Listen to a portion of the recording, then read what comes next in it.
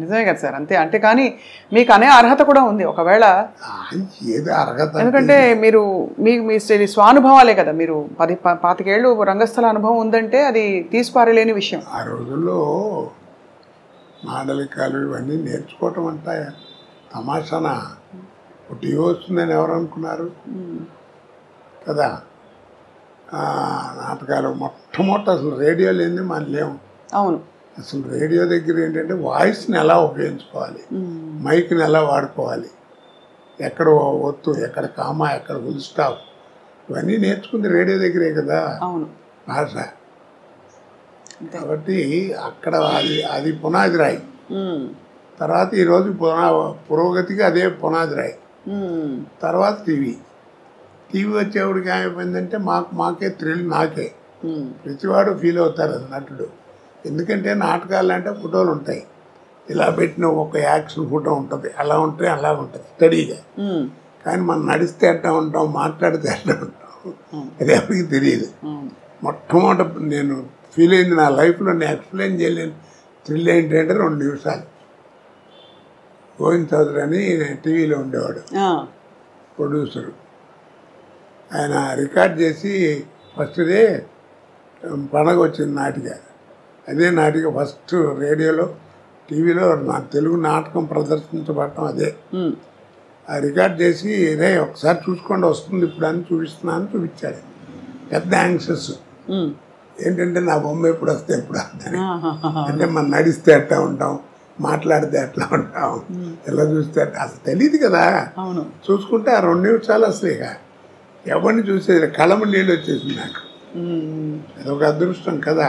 అవును అవును. ఆ రోజుల్లో అదేది. తర్వాత సినిమా ఇప్పుడు.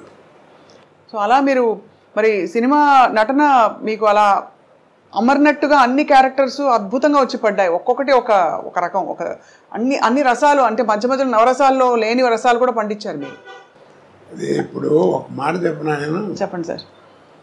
ఆర్ట్ అనేది ఒకటి ఇచ్చేది కాదు, ఒకటి పెట్టేది కాదు. వస్తుందా కొంత అబ్బాయిలు నీకు శరీరంలో శారీరకంగా అంటారే, నీకు ఒరిజినల్గా వస్తూ ఉండాలి. కోట శ్రీనివాసరావు ఇప్పుడు ఇవన్నీ చూశారు, ఒకసారి దివయ్య అన్ని ఫోటోలు. ఇప్పుడు ఇవన్నీ చూస్తే ఏమవుతుంది, మీకు ఆశ్చర్యం వేస్తుంది ఎలా చేశాడు ఏంటి. అవును చాలా సార్. ఇన్ని పాత్రలు, పద్మశ్రీ దాకా ఇవన్నీ. దీనికి ఒకటి చక్కగా చెప్తాను. నీకు పెద్ద గుమ్మడికాయ అంత టాలెంట్ ఉంటే కుదరదు, అర్థమైందా. పెద్ద గుమ్మడికాయ అంత టాలెంట్ నా దగ్గర ఉంటే కుదరదు. ఆవగిందంత అదృష్టం కూడా ఉంది. అది అవునవును. ఆ 2 కలిసి వచ్చిన వాడే కోట శ్రీనివాసరావు అంటే అద్భుతం. మరి ఆవగింజంత అదృష్టం ఇప్పుడు ఎందుకు వెంటాడలేదంటారు? ఎందుకు మీరు ఇంకా పాత్రలు వేయట్లేదు? పద్ధతి మారిపోయిందమ్మా. ఇప్పుడు ఏదో మారింది, కాలం మారింది, జనరేషన్ మారింది అంటారు. జనరేషన్ ఏం మారలా. సూర్యుడు తూర్పునే ఉదయిస్తున్నాడు, పడవనే ఉదయిస్తున్నాడు. పాఠ్యం ఇదే తదియే వాడుతున్నాం, చేస్తాం, వైశాఖం చేస్తాం, ఆ సడవని వాడుతున్నారు. అమావాస్య కూడా క్యాలెండర్ చూస్తే 2 నిమిషాలు అటు ఇటు వస్తుంది. అన్ని మతాల్లోనూ ఒకటే భావం ఉంటుంది. అన్నీ ఉన్నాయి, అవేం మారలా. మరి ఇంకా కాలం మారిందంటారు ఏంటి? మనం మారాం. ఎన్టీ రామారావు మొట్టమొదటి 50 ఏళ్ళప్పుడు 60 ఏళ్ళప్పుడు శ్రీదేవితో డ్యాన్స్ చేసే రోజున ఎలిఫెంట్ బాటంలోని ఇంత లూజ్ ఉండేది ప్యాంటు. అది వేసుకుని రోడ్డు మీద నడుస్తుంది, దుమ్ము నడిచేది. అదే డ్యాన్స్ చేస్తుంటే అబ్బా రామారావు ఏం చేశాడో, దుమ్ము లేకొట్టాడు డ్యాన్స్ అని. పిచ్చిదనం మన చిన్నతనం కదా. ఆ తర్వాత ఏమైంది, టైట్ ప్యాంట్ వచ్చింది. ఇప్పుడు ఎంత వచ్చింది, చించుకోవడం వచ్చింది. చక్కటి వాడు 1000 రూపాయలు పెట్టి ప్యాంటు కొనుక్కోవడం, ఇక్కడ అక్కడ మోకాళ్ళ మీద అక్కడ వాళ్ళే చింపుకుంటున్నారు. అవును, చింపుకుంటున్నారు.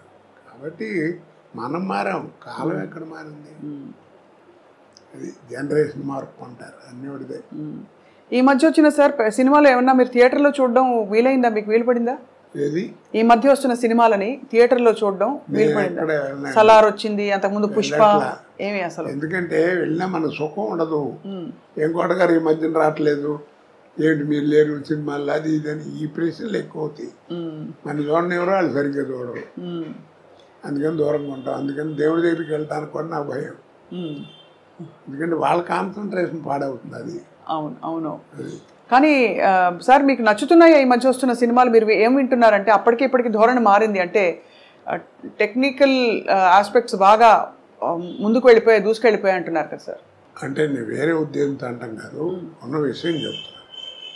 బాహుబలి బాహుబలి అన్నారు, అది రిలీజ్కి ముందు పార్ట్ 1 పార్ట్ 2 రిలీజ్ ముందు 6 నెలల ముందు నుంచి మనకి బాహుబలి బాహుబలి అని ఉంచారు. దానికి తగ్గట్టుగా విజయం పొందింది, ప్రపంచ ఖ్యాతి పొందింది, దర్శకులకి అందరికీ పేరు వచ్చింది, అందరికి బాగుంది కాదండి అంటలా.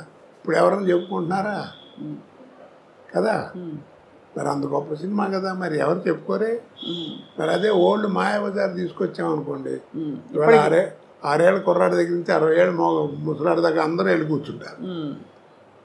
ఇప్పుడు దాంట్లో ఆ తివా సీట్ వెళ్ళటం, రామలింగయ్య గారు, వంగర సుబ్బయ్య గారు ఆ తాంబూలం వేసుకోవడం, పట్టం మీద కూర్చోవడం, లేవటం, నెమ్మదిగా వెనక్కి జరగకుండా మళ్ళీ ఇటు రావడం, కర్రలు వాటంతా నడిచెళ్తాం, చెప్పులు నడిచెళ్తాం.